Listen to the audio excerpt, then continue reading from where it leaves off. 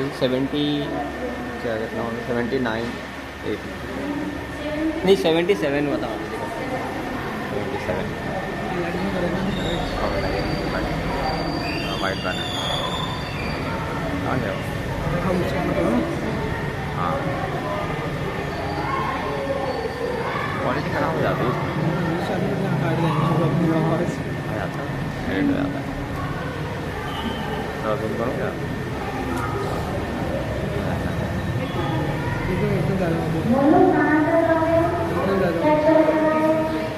हाँ तो जी कल वो एक फूल का उदाहरण था कि मकरंद के लिए कांटों मतलब दोषों को भी जानना जरूरी है गुणों की प्राप्ति के लिए।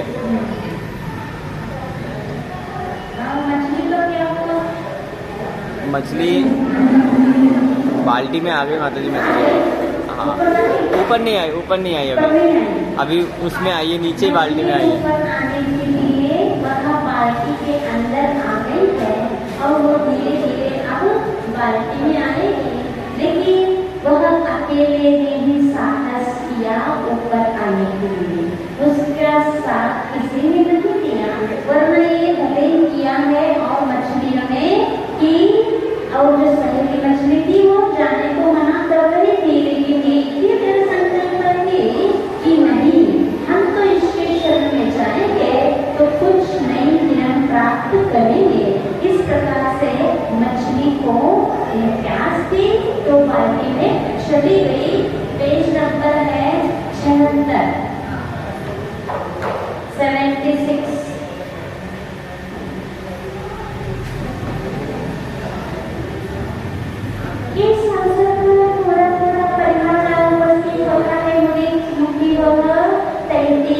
मछलियों से उठती हुई तरल तरंगे तरंगों से घिरी मछलियाँ ऐसी लगती है कि सबके हाथों में एक एक फूल माला है और सत्कार किया जा रहा है। महा मछली का नारे लग रहे हैं, मोक्ष की यात्रा सफल हो, मोह की मात्रा विफल हो, धर्म की विजय हो, कर्म का विलय हो, जय हो जय हो जय जय जय हो। और उसने साहस की तो सबने कहा फिर उसमें अनुमोदन तब पहले तो मना करते रहे। हाँ अब जब नहीं मानती है वो मछली तब उसने साहस किया सत्य राह पर चलने के लिए अकेले निकल पड़ी। तो वे सारी मछलियां वहां एकत्रित हो गई कुआं में और वो वाटे में ऊपर चली गई और वह कुआं में सब एकत्रित हो गए। एकत्रित होने से वहां जो टंडी बन गई है कुआं में, वो टंडी कैसी लग रही है जैसे कोई माला हो, फूल माला हो। वो फूल माला लेकर के उस जो मछली ने साहस किया उस मछली के साहस के लिए वो माला अर्पित कर रही हो। उस माला से सत्कार करने के लिए पूरी मछलियां एकत्रित हो गई हो, ऐसा वहां दृश्य लग रहा है।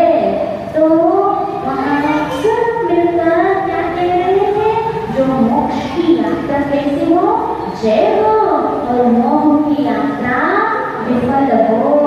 इसलिए वो ऐसी अनुमोदना कर रही है। तो साहस के बाद सब करते हैं। लो समय निकट आ गया है, बाल्टी यहाँ सब ऊपर उठने को है और मंगल कामना टूटी मछली के मुख से यही मेरी कामना है कि आगामी छोड़हीन काल में बस इस घट में काम ना रहे। तो बाल्टी होगी मछली को कह रही हो, ऊपर उठ रही हो, यान माने कोई गाड़ी में बैठ के ले जाता है, कोई विमान में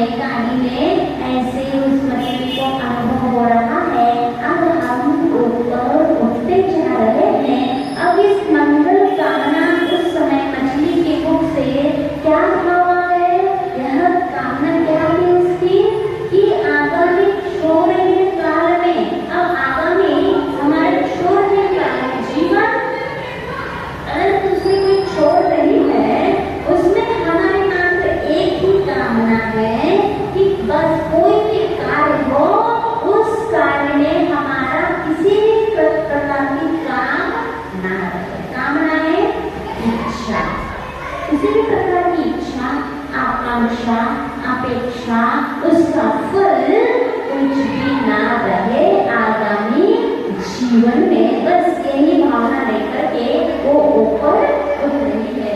ऐसे ही जब मोक्ष मार्ग में निकलते हैं तो क्या इच्छा रहती साधक की? क्या रहती है? मात्र कर्म क्षय करने, शुद्ध आत्म तत्व प्राप्त करने की इच्छा रहती है और कोई कामना नहीं रहती है। यदि बीच में और कुछ कामना आ जाए तो फिर जिसके लिए जो धर्म उन्होंने अंगीकार किया है, जिन व्रतों को उन्होंने ग्रहण किया है, वह व्रत उनको मोक्ष दे सकता था। लेकिन साधक यदि बीच में ही इस संसारिक सुखों की कामना करेगा तो वह थोड़ा सा ही फल प्राप्त करके रह जाएगा। ऐसे पुराणों में कई ऐसे उदाहरण पाए जाते हैं। जितने भी नारायण बनते हैं वो सब निदान से बनते हैं। जो नारायण होते हैं वो इतनी तपस्या करते हैं, पूर्व में कठिन तपस्या करते हैं, लेकिन बीच में उनको ऐसा कुछ मिल जाता है जैसे धर्मेंद्र की विभूति को देख करके, विद्याधरों की विभूति को देख करके उनके मन में ये आ जाता है कि इस प्रकार की विभूति मुझे मिलता है, इस प्रकार का राजा मैं भी बनूं, इस प्रकार का इंद्र मैं भी बनूं। ये मेरा जो प्राप्त, मैंने जो अंगीकार किया है तपस्या को, इस तपस्या का फल मुझे मिल जाए। बस यहाँ अटक जाते हैं, काम आ जाता है, कामना कामना कामना, लेकिन वह काम ना फॉलो नहीं करते, वो कामना कामना करते हैं, यानी उसमें निदान कर लेते हैं कि मुझे इस प्रकार की विभूति मिल जाए। जो तपस्या को शाश्वत सुख देने वाला था, यदि उस समय निदान न करते तो वो उसे भव मोक्ष जा सकते थे, लेकिन निदान कर लिया, कामना कर लिया, कामना करने से इतना सफल को प्राप्त करके रह जाते हैं। तो वो फिर अगले भव में वहां से स्वर्ग चले जाते हैं और स्वर्ग से आके सीधे नारायण अर्धचक्री बन जाते। हर नारायण के साथ ऐसी कहानी है। जो भी नारायण बने हैं एक कामना से ही बने हैं, चाह से बने हैं। तपस्या के साथ इन्होंने निकृष्ट चाह करी, निकृष्ट कामना किया कि तपस्या बहुत बड़ी मोक्ष देने वाली थी, लेकिन उन्होंने उसको नहीं समझा। तो बीच में ऐसे निमित्त मिलने के बाद उनके भाव हो गए कि मेरी तपस्या के फल मिल जाए। इसीलिए कोई भी धार्मिक क्रिया करते हैं ये बड़े तप की बात नहीं है। हम बीतरागी भगवान के सामने आ जाते हैं, पूजा विधान नमस्कार आदि करते हैं, लेकिन कैसे करना चाहिए? निष्काम भाव से। किसी भी प्रकार की हमारी कामना नहीं होना चाहिए। और यदि बिना कामना के ये धर्म क्रियाएं करते हैं तो कई गुना फलीभूत होकर के वह फल देगा, क्योंकि हम वही कामना करेंगे जिसको हमने देखा है ना? जो हमने जीवन में जिसको देखा है, जिसको सुना है, जिसका अनुभव किया है, उसी की अपनी कामना करेंगे। हमने ये नहीं जाना अभी तक कि और इससे भी बढ़कर कई गुना सुख भी हो सकता है। तो हम जाना ही नहीं, पहचाने नहीं तो कैसे मांग सकते हैं? तो हमारी मांग की गिरगी बहुत कम रहेगी। क्यों? हमने पहचाना नहीं उतना ही है, हम समझे ही उतने हैं। इसीलिए जो धर्म करने का फल मिलता हो वो हमारे अचिंतनीय रहता है। हम विचार नहीं कर सकते, हमारे मन में नहीं आ सकता, इतना उत्कृष्ट फल पुण्य उसका रहता है। इसलिए कभी मांगना मत, क्योंकि हमारी बहुत छोटी बुद्धि है और मांगोगे तो छोटा ही मांगोगे और वो देने वाला धर्म का फल बहुत महान होता है, महान रूप में देता है। इसीलिए कितना भी आप छोटा भी धर्म करो, लेकिन बिना कामना के करना। जैसे यहाँ मछली भी भाव पा रही है कि आगामी पूर्ण काल में बस इस घर में काम न रहे। ये विश्व यात्रा का ये ही प्रयोजन है, सामने संता ही मेरा भोजन हो, सबोटा सबोलसा मेरी भावना हो, दानव तन धर्म मानव मन पर हिंसा का प्रभाव ना हो, धीरे भूमे भूगर्भों में जिया धर्म की दया धर्म की प्रभाव ना हो। देखो ये मोक्ष मार्ग की भावना कहलाती है। उसकी भाव जैसे जो कोई मोक्ष मार्ग सत्य राह पर चलता है उसकी अंदर की भावना भी किस प्रकार से होना चाहिए, यहाँ मछली के द्वारा हमें समझ है कि हमारी ये जो यात्रा है उसका क्या प्रयोजन है? साम्य समता।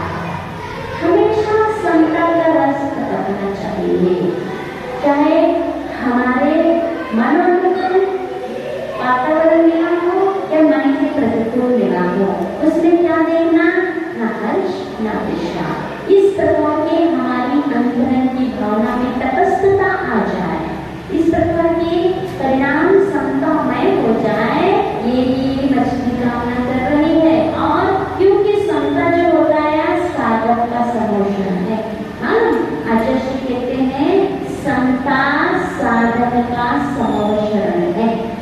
आज समोषण नहीं है, साक्षात समोषण नहीं प्राप्त है अपन को।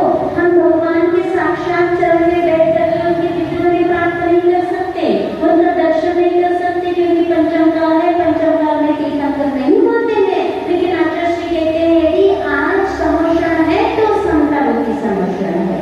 यदि साधक के अंदर भी समता है तो समझ लो वह समोषण में जाकर के बैठा हुआ है।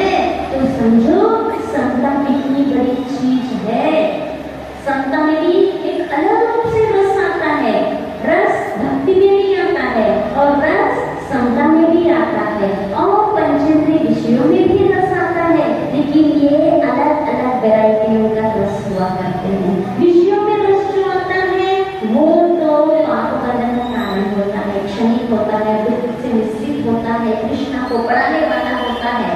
और जो समता का रस होता है वो अंतरंग से आया हुआ आत्मिक रस रहता है और वह आत्मा को सुख शांति देने वाला होता है। तो ये मछली यही भाव हमारी है कि सामने समता ही मेरा भोजन हो, सदोदिता सदोल्लसा मेरी भावना हो। माने हमेशा हमारी भावना उल्लसित होती रहे, कभी भी हमारे मन में उदासता ना आए, हीनता ना। उदास मतलब हमारे कभी कभी मन क्या हो जाता है, हमारे मन में कुछ नहीं होता तो मन में तो उदास होता। ये उदासता हमारे जीवन में नहीं आना चाहिए। अभी ये हासिल हुआ, अपन और प्रयास करते हैं और पुरुषार्थ करते हैं, तो मन को उल्लसित करना चाहिए, मन को हमेशा हमेशा उत्साहित रखना चाहिए, तभी हम कहीं आगे बढ़ पाते हैं। तो ये मछली भावना करने के हमारे जीवन में सदोदिता और सदोल्लसता ऐसी ही बने और दानव तनधर मानव मन पर हिंसा का प्रभाव ना हो। माने ये जो तन दानव ना बने। दानव कैसा होता है? हिंसा करने वाला होता है। तो ये हमारा तन दानव कैसा बन करके हिंसा करने वाला ना बने। सात्विक जीवन अहिंसामय जीवन ही मेरा बनी रहे, ये वो मछली भावना कर रही है। और दिवी में भू में भूगर्भ में, दिवी में माने स्वर्ग, दिवी माने स्वर्ग, भू माने मध्य लोक, भूगर्भ माने पाताल, माने ऊर्ध्व मध्य अधोलोक। तीनों लोकों में जिया धर्म की दया धर्म की प्रभावना हो। ये भावना हमेशा भाना चाहिए। किसकी प्रभावना हो? जिया धर्म की, दया धर्म। जिया धर्म माने जीव धर्म, जिसमें आत्मा कल्याण करता है, जिस धर्म को अंगीकार करके, जिस धर्म को अंगीकार करके आत्मा का उद्धार होता है, आत्म शुद्ध तत्व को प्राप्त कर लेता है, उसको जिया धर्म कहते हैं। और दया धर्म दूसरों के ऊपर अनुकंपा करना, ये दया धर्म है। इस प्रकार के धर्म की प्रभावना तीनों लोगों में होते रहे, ऐसी भावना अपने अंदर भी होना चाहिए, जैसे ये मछली खा रही है। ऐसी कभी भावना करते हो आप बंद करके? नहीं करते हो तो करना शुरू करना। एक समय ऐसा मान लेना कि इसको प्रतिक्रमण का रूप भी ले सकते हैं कि शाम को कभी शांति से बैठ करके, लेकिन उसका समय मान लेना। तीनों लोगों की हित की भावना। हाँ, जब आप मंदिर आते हो ना तब भी कर सकते हो।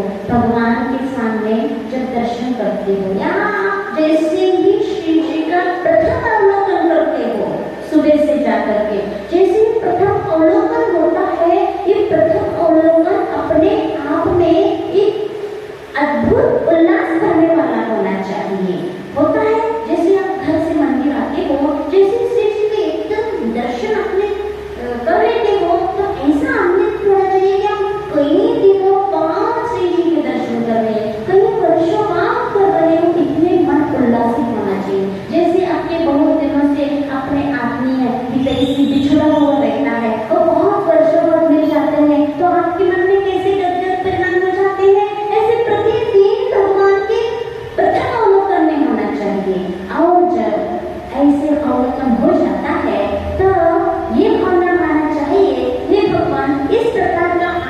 अवलोकन, आपका दर्शन इस उल्लास के साथ अंतिम समय में हो, तब जब हम इस जीवन को छोड़ करके यात्रा करने को होते हैं, उस समय इस उल्लास के साथ आपका दर्शन होता रहे।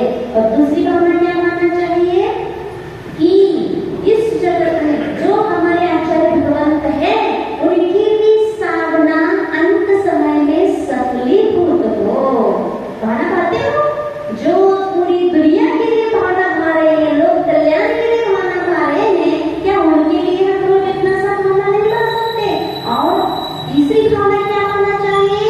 इस ढाई गीत में जितने भी साधक है, जितने भी व्रती है, जितने भी त्यागी है और जितने भी श्रावक है, श्रावक के अलावा जितने संगी पंचेंद्रिय है, जिन जिनके पास मन है, इन सबका अंत आपका नाम लेते हुए, आपका स्मरण होते हुए तीन होना चाहिए। तब जब आप भगवान के दर्शन या तब खाना या फिर आप पूरा दर्शन, पूजन, अभिषेक आदि करके जब घर वापस लौटते हो, उस समय खा लेना भगवान अब हम घर जा रहे हैं, लेकिन तीन भावना भाते हुए जा रहे हैं, ये भावना मेरी अंतिम जरूर सफलीभूत हो। कौन सी? अंत समय में आपका नाम लेते हुए हमारे प्राण निकले। तो आचार्य भगवान जो साधना कर रहे हो, साधना के फल अंतिम समय में हम लोग उत्कृष्ट रूप में मिले। और ढाई दिन में जितने भी साधक है, व्रती है, श्रावक है, प्रिय पंचेंद्रिय संगी है, सबका मन आपके गुणानुवाद में लगा रहे अंतिम समय में।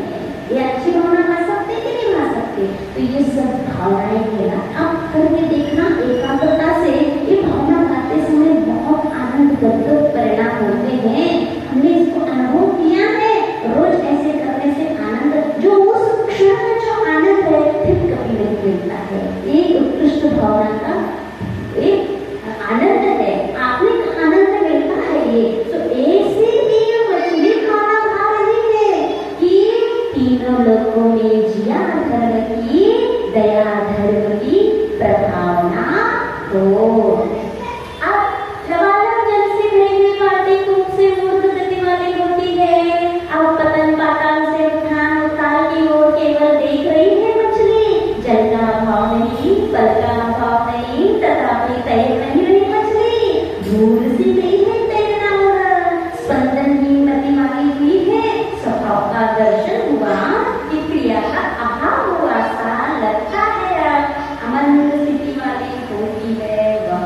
देखो और कितनी गहराई में ले जा रहे हैं आचार्य भगवान हमको कि वो मछली बाल्टी के अंदर है और बाल्टी ऊपर जाती जा रही है। वहाँ जल का अभाव भी नहीं है और इसका बल का अभाव भी नहीं है। मछली तैरने का बल भी रखती है, सामर्थ्य के पास है तैरने के लिए, और तैरने के लिए वहाँ पानी भी है। बाल्टी में पानी है कि नहीं है, लेकिन वो तैर नहीं है, तैरती नहीं है, वहाँ चुपचाप शांत बैठी हुई है। क्यों? क्योंकि यहाँ कह रहे हैं जितने जितने गहराई में साधक पहुँचता है, जितने अपने अंतर में पहुँचता है, उसकी बाहरी क्रियाएं उतनी सिमट जाती है, उतनी ही बंद हो जाती है। और जितनी उथले उथले ऊपर रहते हैं, उतनी दौड़ धूप होती है। ये तो निश्चित है। हम जितनी दौड़ धूप करते हैं, अपने आप को समझना हम अभी उतने उथले हुए हैं, अभी गहराई में नहीं गए, इसलिए दौड़ धूप होती रहती है। अभी हमने कुछ समझा ही नहीं है। बाहर ही बाहर में हम शांति सुख को पकड़ रहे हैं, पकड़ना चाह रहे हैं, तो ढूंढ रहे हैं बाहरी। ये जो आपको चाहिए सुख शांति, वो बाहर नहीं है, वो अंदर है। जिसने इस रहस्य को जाना और अंदर में ढूंढने का प्रयास किया, उसकी बाहरी क्रियाएं सब बंद पड़ जाती हैं, सब शांत हो जाती है। अब उसको न देखने की इच्छा होती है, न बोलने की इच्छा होती है, न हलचल करने की इच्छा होती है। उसको ऐसा लगता है जो भी कुछ है मेरे आत्मा के अंदर ही है और उसको मुझे प्राप्त करना है और मुझे कुछ भी नहीं करना है। ऐसा वही साधक सोच सकता है जिसने अपने गहराई में छुपे हुए अपने आत्म तत्व में जो गुण है, उस गुण को जिसने पहचाना है और जिसने ये जाना है कि इन बाहरी चीजों से मुझे कुछ चुपचाप नहीं कह सकता है। वो जाएगा दुकान, वो खोलेगा दुकान, सुबह से शाम तक बैठेगा, दौड़ धूप करेगा, घर जाएगा, घर में सोचेगा मैं खाने पीने में शांति मिलेगी, सोने में शांति मिलेगी, पहनने में अच्छा लगेगा, दुकान जाएंगे वहाँ पैसा आएंगे तो मुझे सुख की प्राप्ति होगी, बस इसी दौड़ धूप में लगा रहेगा। और अंत में क्या हाथ रहेगा? और तृष्णा बढ़ेगी, कभी सुख शांति की तृप्ति नहीं होगी। ये बाहरी दौड़ धूप वालों की कहानी है। लेकिन जिसने अंदर अंदर समझा, तो मछली में ऐसी कहानी है कि दौड़ने का बल भी है और दौड़ने के लिए जगह भी है, फिर भी शांत बैठे हुए हैं। ऐसे कभी शांत बैठ करके अपने आत्मस्वरूप के बारे में भी चिंतन किया करो। करते हो? करना माना तो वो कहते हो, मना नहीं कर रहे हैं, पंचकर्म की श्रवण करना, उनका ध्यान करना। लेकिन कभी कभी हम क्या है, हम कौन है, हमारा स्वरूप क्या है, हमें जाना कहाँ है, हमें करना क्या है, इन प्रश्नों को उठा करके उसके उत्तर ढूंढना है। हम कौन है? बोलो, कौन हो? पक्का? कोई संदेह तो नहीं है? कौन है? अरे बोलो तो सही, जीवो, कुछ आवाज ही नहीं निकल रही, जड़ जैसे बैठे हो और जीव नहीं रहे हो। कौन हो? कहाँ जाना है? मोक्ष जाना है। उसके लिए क्या करना है? कुछ नहीं करना, शांति से बैठना। ये ही वास्तव में रास्ता है। लेकिन हम क्या कर रहे हैं? यहाँ वहाँ दौड़ लगा रहे हैं। कहाँ से मोक्ष मिलेगा? तो मोक्ष जाना तो कर क्या रहे हैं? क्या कर रहे हो बताओ? कुछ नहीं कर रहे। चाह रहे हैं पर चाह के अनुसार कर रहे हैं। कभी कभी 5-10 मिनट समय मिल जाए तो अपने आत्म तत्व के बारे में सोचा करो। सोचोगे और जितनी गहराई में अपने आप को ढूंढोगे तो बाहरी क्रियाएं सब ऐसे लगेंगी, इसमें कोई भी सार नहीं है, इसमें कुछ भी तत्व नहीं है जिसमें हम दौड़ धूप करते आ रहे हैं। तो यहाँ जल का अभाव नहीं, बल का अभाव नहीं, तथापि तैर नहीं मछली, घुसी गई है तैरना, स्पंदन ही मत वाली हुई, स्वभाव का दर्शन हुआ, उसको स्वभाव का दर्शन हुआ, क्रिया का अभाव हुआ सा लगता है। अब अमरित स्थिति वाली होती है। बाल्टी पर आबादी ऊपर आई, ऊपर का बंधन दूर हुआ, मछली का सुनहरी है, सुख चली है, धूप का बंधन। देखो उसने कभी धूप का दर्शन नहीं किया। अब कहाँ कुएं में बैठी, बहुत गहरा कुआं है, तो कुआं में कहाँ घुस जाएगा, इसलिए उसको अब वो बाल्टी के माध्यम से ऊपर आई और उसका कूप का बंधन से वह बिछुड़ गई, यानी वो बंधन टूट गया। जब वो बंधन टूट जाता है तो उसको अत्यंत आनंद होता है और ऊपर आकर के वह मछली सुनहरी धूप सुख झड़ी। वो सुनहरी धूप का कलर कैसा होता है? सोने जैसा होता है कि नहीं होता? चमकता हुआ सोने जैसी धूप हुआ, उसको दर्शन हो गया और उस धूप का दर्शन सुख झड़ी, जो सुख को प्राप्त करने वाला था और वह धूप का बंधन हुआ। ऐसे ही आत्म तत्व में अनंत ज्ञान का भंडार भरा हुआ है। जो ज्ञान, कौन सा ज्ञान? ओनली ज्ञान, उसमें राग द्वेष के मिक्सिंग नहीं। वो जो ज्ञान रहता है वो सुनहरी ज्ञान, सुख झड़ी ज्ञान होता है। ऐसे ही ज्ञान को पहचान, ज्ञान को भी समझने की कोशिश करना चाहिए और बहुत सुख झड़ी होता है। ज्ञान और सम्यक दर्शन का भी यहाँ पर घटा सकते हैं। जिसको एक बार सम्यक दर्शन की प्राप्ति हो जाती है वह अपने आत्म तत्व का दर्शन माने रुचि उसको हो जाती है। उसको ये पहचानने आ जाता है कि मैं कौन हूँ, मेरा स्वरूप कैसा है, ये उसको समझ में आ जाता है। यही प्रकाश उसका सुख झड़ी हो जाता है। पूरा पूर्व हुआ सुख का धूप की आभा से भागी हो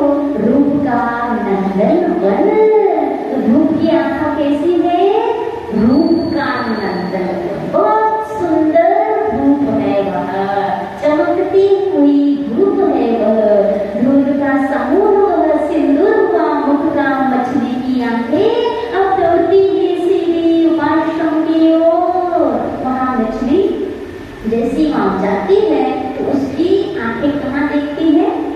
उपाश्रम, वो मछली उपाश्रम का शिल्पी का एक कुटिया जो भी मकान उनका बना हुआ था उसकी ओर वो उसकी आंखें देखती है। दिनकर ने अपने अंगना को दिन भर के लिए भेजा है उपाश्रम की सेवा में और वहाँ आश्रम के अंग अंग को प्रांगण को चुमती सी सेवा निरत धूप ऐसी पैदी हुई है कि दिनकर ने अपने अंगना को सेवा के लिए भेजा है। सूर्य ने अपनी पत्नी को, कौन है उसकी पत्नी? सूर्य की पत्नी कौन? नहीं समझ में आ रहा है। दिनकर ने अपनी अंगना को दिन भर के लिए भेजा है उपाश्रम की सेवा में। कौन? धूप, किरणें, वो किरणें हैं सूर्य की पत्नियां, तो उनको सेवा के लिए भेजा है। सूर्य ने किसकी सेवा के लिए? उपाश्रम में जो भी सेवा तुम्हें करना है जाओ करो, ये सूर्य ने भेजा है।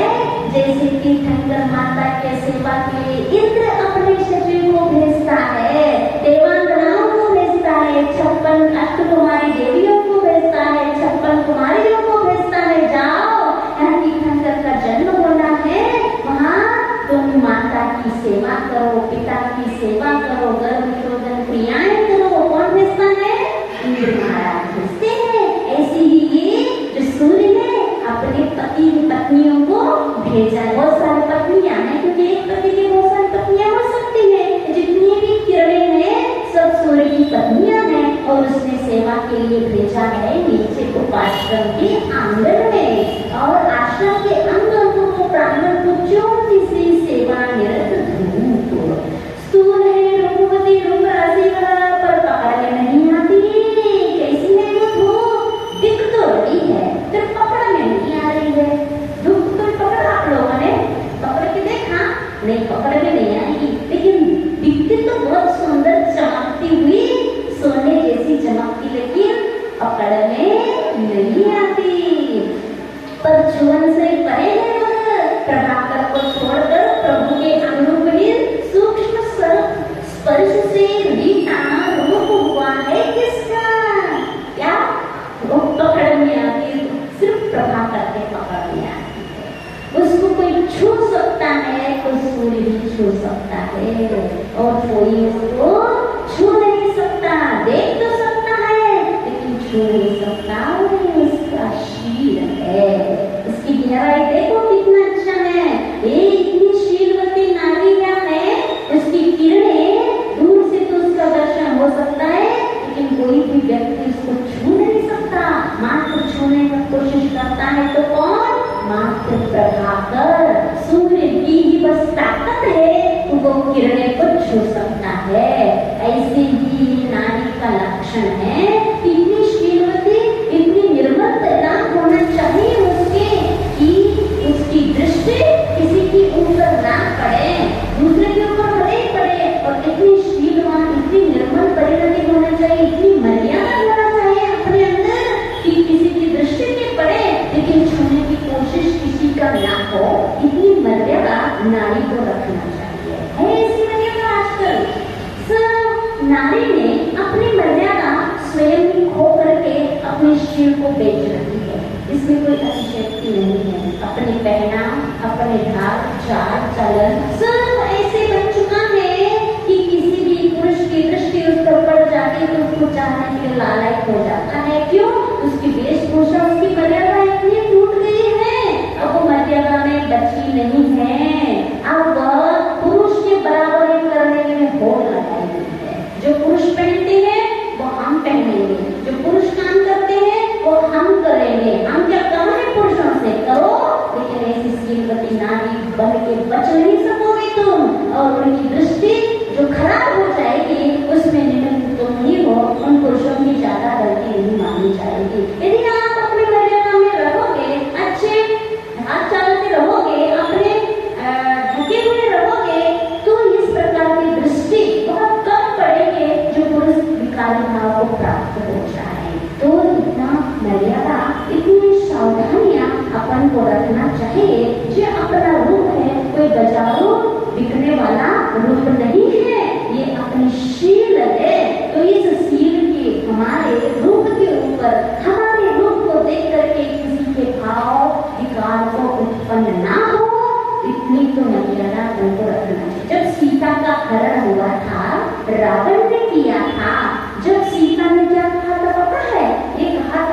धिक्कार है मेरे रूप को, जिस रूप को देख करके इस रावण के मन में विकार उत्पन्न हुआ। देखो उसकी भावना कैसे हुई थी। उसने रावण को दोष नहीं दिया कि इसने मेरा हरण किया।